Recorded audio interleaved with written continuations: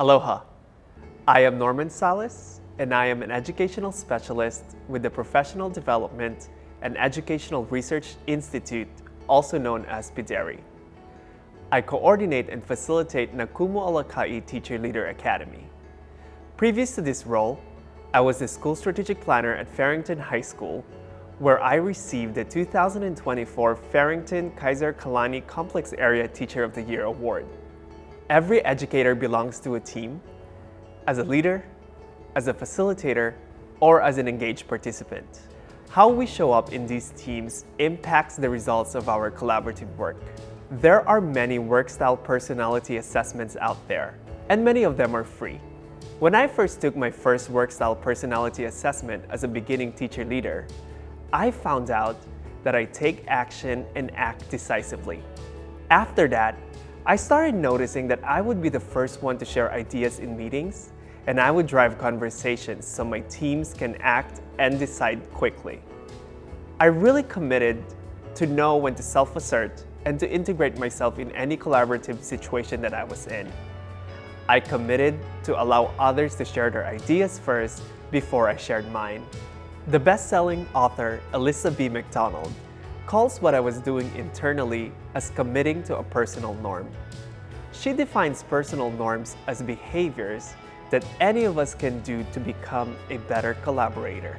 We use the committing to a personal norm strategy in Teacher Leader Academy to help our teacher leaders in strengthening their self-awareness and their collaborative skills.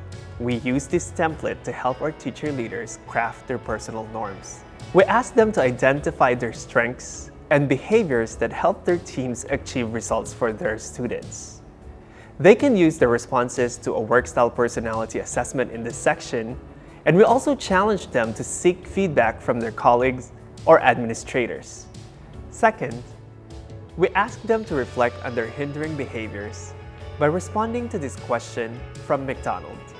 What do you say or do that get in the way of a team's function? And what behaviors do you exhibit that if you made a conscious effort to change, could really help your team reach your collective student learning goals?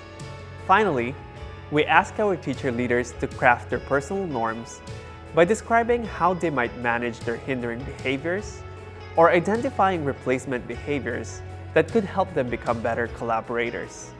We challenge them to write these personal norms in positive and actionable statements.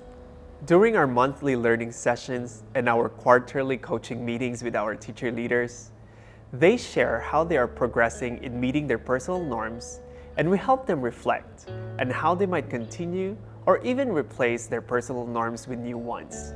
Here's an example of a completed committing to a personal norm template from a teacher leader.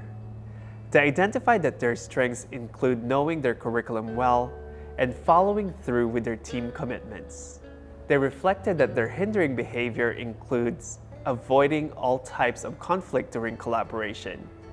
As a result, they committed to the following personal norm: solicit alternative viewpoints and encourage pushback to their ideas.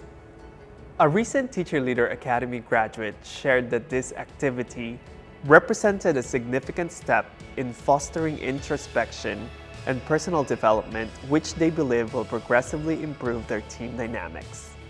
When you engage in committing to a personal norm for the first time, you might experience the following challenges. Here are some pieces of advice on how you might overcome them.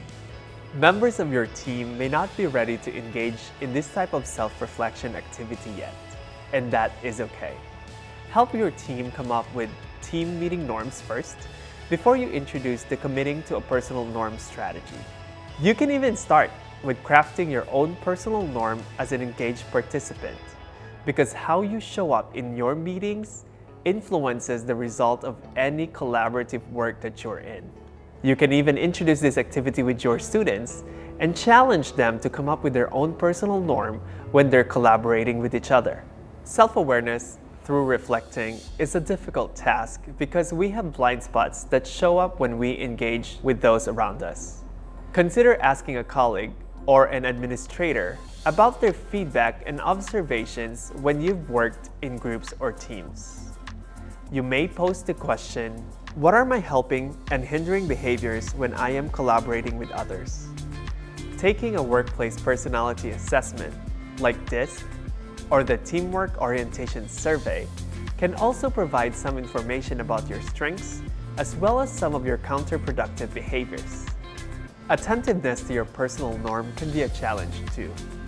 Remember, you're committing to a personal norm template should be a living document where you continuously assess how well you are progressing in practicing your personal norm. Update your personal norm when you are getting better at managing your hindering behaviors or when you start to identify other hindering behaviors.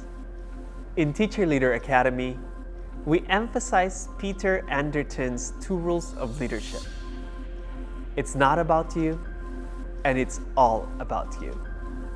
Working towards improving ourselves contributes to how we influence and lead our teams in making sure that we are contributing to student and adult learning. Everyone a leader, everyone a learner. We is greater than me.